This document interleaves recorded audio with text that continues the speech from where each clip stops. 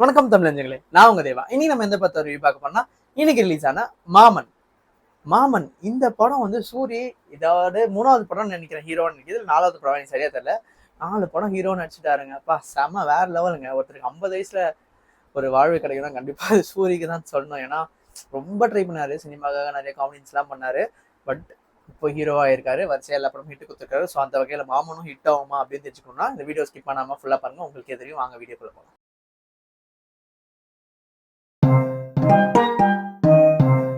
First மாமன் இந்த படத்துல சூரி, ஐஸ்வர்யா லட்சுமி, ராஜ்கிரண், ஸ்வஸ்திகா, அதுக்கப்புறம் வந்து நிறைய பேருங்க, பாபா பாஸ்கர், அதுக்கப்புறம் வந்து குட்டி பையன், அதாவது டேரக்டரோட பையன், அதுக்கப்புறம் ஒரு ஸ்பெஷல் கேமியோ, ஏகப்பட்ட பேர் நடிச்சிருக்காங்க. இவ்வளவு பேர் நடிச்சிருந்தாலும் இந்த படத்தை பக்காவா ஹோல்ட் பண்றது யாருன்னு பாத்தீங்கன்னா, எப்பவுமே நான் ஒருத்தர் தான் சொல்லுவேன். பட் ஆனா இந்த வாட்டி எல்லாருமே சொல்லி ஆகணும். ஏன்னா எல்லாருமே படத்தை ரொம்ப சூப்பரா ஹோல்ட் பண்ணியிருக்காங்கன்னு தான் சொல்லணும். இது சூரியோட கதைன்னு போட்டிருந்தது. ஆக்சுவலா நான் செம்ம ஸ்டன் ஆயிட்டேன். ஒரு ரொம்ப நார்மலான ஸ்டோரி தான். பட் ஆனா அந்த எமோஷனல் ரொம்ப சூப்பரா எழுதியிருக்காருன்னு சொல்லணும். டைலாக்ஸ்லாம் நிறைய பேர் ஹெல்ப் பண்ணிருக்கலாம். பட் ஆனால் ரொம்ப சூப்பராக இருந்துங்க. எமோஷனல் கணக்குலாம் எனக்கு ரொம்ப பிடிச்சது. நானே நிறைய சீன்ஸ் அழுதுட்டேன். அதை தாண்டி வந்துட்டு இந்த படம் வந்து மெயினாக ஒரு சிம்பிளான கான்செப்ட்டுங்க. மாமன், அதாவது தாய் மாமனோட உறவை பற்றி ரொம்ப சூப்பராக சொல்லியிருந்தாங்க. அதை தாண்டி அது மட்டும் சொல்லாமல் ஒரு ஹஸ்பண்ட் அண்ட் ஒய்ஃப்குள்ளே இருக்க உறவு அது வயசானவங்களோட லவ் ஸ்டோரி நம்ம இப்போ டூரிஸ்ட் ஃபேமிலியில் பார்த்தோம். பட் ஆனால் இதுலேயும் ரொம்ப சூப்பராக பர்ஃபார்மன்ஸ் பண்ணியிருக்காங்க ராஜ்கிரண். அதுக்கப்புறம் கீதா கைலாசம் அவங்க போன வருஷம் நடிச்ச படம் எல்லாமே ஹிட். இந்த வருஷமும் கண்டிப்பாக ஹிட் ஆகிடும் போல. இதில் சூரிக்கு அம்மாவை பண்ணியிருக்காங்க. செம்ம ரோலுங்க. இந்த படத்தை யாருமே குறை சொல்ல முடியலங்க. பாபா பாஸ்கர் சூப்பராக நடிச்சிருக்காரு. ஒரு டான்ஸ் மாஸ்டராக நம்ம பார்த்துருக்கோம். ஒரு ஆக்டரா இதில் ரொம்ப சூப்பராக பெர்ஃபார்ம் பண்ணியிருக்காருன்னு தான் சொல்லணும். அதை தாண்டி வந்து சூரிங்க வேற லெவலுங்க.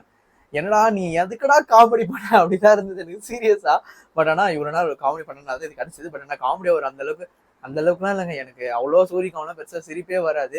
பட் ஆனா அவர் உழைச்சிருக்காரு. அவர் ஆனா ஆக்டிங் ரொம்ப சூப்பரா பண்ணிடுறாங்க. எமோஷனல் சீன் எல்லாமே ரொம்ப சூப்பரா இருக்கு. அவர் ரொமான்ஸ் பண்றதுலாம் இப்போ சந்தானம் ஈக்குவல் டு சந்தானம் என்ன கேட்டீங்கன்னா, சூரியோட இந்த டைப் ஆஃப் ஆக்டிங்லாம் ரொம்ப சூப்பரா இருந்துச்சு. நம்ம யாரையும் கம்பேர் பண்ணக்கூடாது. பட் ஆனா அது காமெடியன்ஸ் மூலியமா அந்த உங்களை கம்பேர் பண்ணிட்டு இருக்காங்களே இங்க. ஸோ அதனால நான் அப்படி சொல்றேன். ரொம்ப சூப்பராக பெர்ஃபார்ம் பண்ணியிருக்காங்க. இந்த படத்துக்கு பெரிய பெரிய ப்ளஸ் பாயிண்ட் ஐஸ்வர்யா லட்சுமி தாங்க. கண்டிப்பா நான் சொல்லுவேன். ஏன்னா அவ்வளோ சூப்பரா நடிச்சிருக்காங்க. ரொம்ப யதார்த்தமா இருக்கு. அவங்க அழுகுற சீன்லாம் நம்மளுக்கே அழுக வந்தது. அதை தாண்டி அவங்க பேசுற டைலாக் ஆகட்டும், ஒரு கோவமா பேசுறது எல்லாமே ரொம்ப சூப்பரா இருக்கு. ஓவராலா ஒரு நார்மலான தாய்மாமன் ஸ்டோரி. அவங்க பாசத்தை காட்டுறது, அது மூலியமா வர பிரச்சனைகள் ரொம்ப அழகா காமிச்சாங்க. படம் அங்கங்க வந்துட்டு கொஞ்சம் ஸ்லோ ஆகும். ஏன்னா சாங்ஸ் இருக்கும். பட் அந்த சாங்ஸ் எல்லாமே ரசிக்கும்படியா தான் இருந்தது. அதை தாண்டி வந்துட்டு எனக்கு ரொம்ப ரொம்ப பிடிச்ச சாங் ஹிருதயம்ல இருந்து தொட்டு தொட்ட பௌர்ணமி அப்படின்னு ஒரு சாங் வரும். அந்த சாங் வந்துட்டு இங்க தமிழ்ல பண்ணியிருந்தாங்க. அதே லிரிக்ஸ்லாம் இல்லை. பட் ஆனால் அதே மியூசிக். ஏன்னா அவர் தான் மியூசிக் போட்டிருக்காரு, ஏஷம்.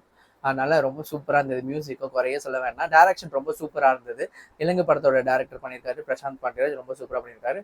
ஓவராலா மாமன் வந்து ஒரு கம்ப்ளீட் ஃபேமிலி என்டர்டெய்னர்னே சொல்லுவாங்க. ஃபர்ஸ்ட் 45 நிமிஷம்லாம் செம்ம ஃபன்னா போகும். அந்த குட்டி பையன் கூட இவர் சுத்துறது அது திட்டு, அதுக்கப்புறம் அப்படியே அடிச்சுன்னு இருக்கிற மாதிரி எமோஷனல் கொண்டு போவாங்க. செகண்ட் ஹாஃப்ல டூ த கோர் எமோஷனல் இருக்கும். ஒரு டெத் சீன் ஒன்று இருக்கும். அதெல்லாம் ரொம்ப சூப்பரா இருக்கும். ஸோ நீங்க போய் பாருங்க. நம்ம ஒன்றுனா சொல்ல ஸ்பாய்லர் போடுற மாதிரி இருக்கும். கண்டிப்பா தேட்டர்ல பாக்குறாங்க. இந்த மாதிரி படங்கள் தான் கண்டிப்பா சம்மருக்கு ரிலீஸ் ஆகணும். ஏன்னா பசங்களை வீட்டோட கூட்டு போய் தேட்டர்ல பார்க்கணும்னா இந்த மாதிரி படங்கள் பார்க்கணும்னு ஆசைப்படுவாங்க ஜனங்க எல்லாமே. ஸோ இந்த படம் அந்த வகையில கண்டிப்பா ஓடிடும். டார்கெட்டட் ஆடியன்ஸை ரொம்ப ரீச் பண்ணணும்னு நினைக்கிறேன். பட் ஆனால் ஜென்ரேஷன் ஒரு 2K கிட்ஸ்ன்னு சொல்றாங்க நிறைய பேர் இப்போ. பட் ஆனால் அவங்களுக்கே இந்த படம் ரொம்ப பிடிக்குமான்னு கேட்டீங்கன்னா எனக்கு தெரியல. நிறைய பேர் கிஞ்சா கூட ஃபீல் பண்ணுவாங்க இதை. ஏன்னா டூரிஸ்ட் ஃபேமிலியே சில பேர் கிஞ்சுன்னு சொல்லி சுத்தின்னு இருக்காங்க. அதெல்லாம் பார்த்தாலே கடுப்பாகுது. ஸோ இந்த படம் ரொம்ப ஒரு பக்கமான ஃபேமிலி என்டர்டெய்னர். ரொம்ப நாள் கழிச்சு ஒரு நல்ல ஃபேமிலி என்டர்டெய்னர். ஒரு பாண்டியராஜ் படம் பார்த்துட்டு வர மாதிரி இருந்தது. ஸோ ஓவராலா இந்த படத்துக்கு நம்ம சைட்லேருந்து கொடுக்குற ரேட்டிங் 100க்கு 90. ஸோ இந்த வீடியோ உங்களுக்கு பிடிச்சிருந்தா லைக் பண்ணுங்க, ஷேர் பண்ணுங்க, மறக்காம தேவா சேனலுக்கு சப்ஸ்கிரைப் பண்ணிடுங்க. கீழே இருக்க பெல் பட்டனை அமுக்க மறந்துடாதீங்க.